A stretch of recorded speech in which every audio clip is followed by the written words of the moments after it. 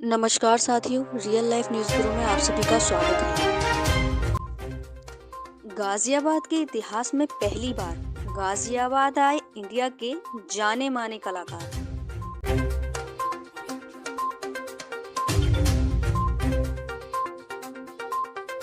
हर्षिता गौतम ने की beats wife dance studio की ओपनिंग। आज हमारे साथ है डांस कोरियोग्राफर हर्षिता गौतम, जिन्होंने देश ही नहीं अपितु विदेश में भी अपनी छाप छोड़ी है। बॉलीवुड के बड़े बड़े दिग्गजों के साथ काम करा है। हनी सिंह, बादशाह, नेहा कक्कड़, इन सभी के साथ इन्होंने काम करा है। बहुत बहुत स्वागत है मैम आपका। Thank you so much.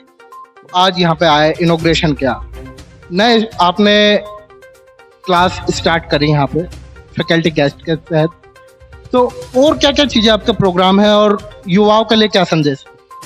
Youngsters के लिए यही मैसेज है कि डांस को मतलब इतना ज़्यादा कंपटीशन लेके ना करें, जितना दिल खोल के नाच सकता है उतना दिल खोल के नाचे, क्योंकि आजकल की जो जनरेशन है वो थोड़ी सी ज़्यादा हर चीज़ में प्रेशराइज्ड है, हर चीज़ में एक दबाव है, एक कंपटीशन है।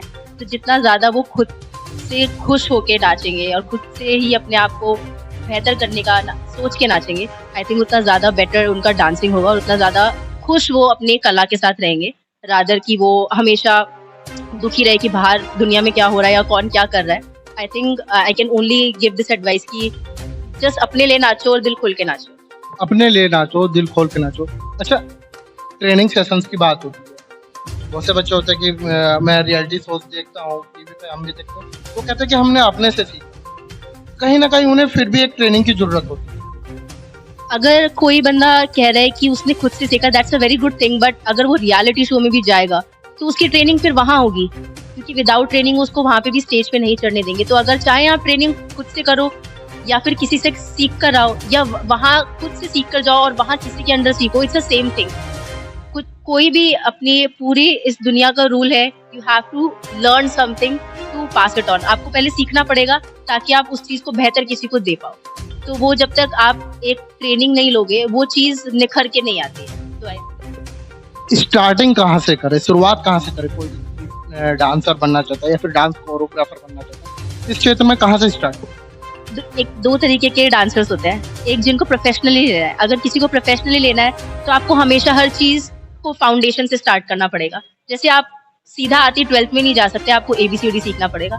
ऐसे आप डांस में सीधा कोरियोग्राफी नहीं कर सकते, पहले आपको फाउंडेशन सीखना पड़ेगा। आपको किस तरीके का डांस सीखना है, आपको कथक सीखना है, आपको बेली सीखना है, आपको हिप हॉप सीखना है, आपको कंटेम्प्रेरी सीखना है, आपको लैटिन सीखना है, जो भी सीखना है, जब तक आपको पैर उसके बेसिक स्टेप्स नहीं आएंगे आप ट्रेन नहीं हो सकते हो। पहले अपने एक कोर ब्रांच बनानी होगी कि आपको जाना किस चीज।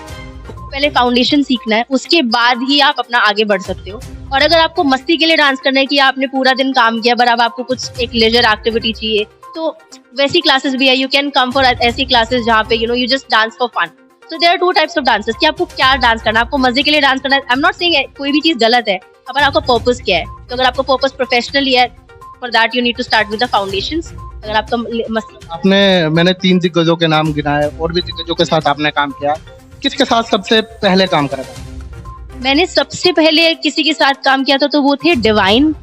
उनके बाद मैंने हनी सिंह के साथ काम किया, एंड देन उनके बाद मैंने Badshah, then Neha Kakkar, Tony Kakkar, and then तीनों में कोई कॉमन बात?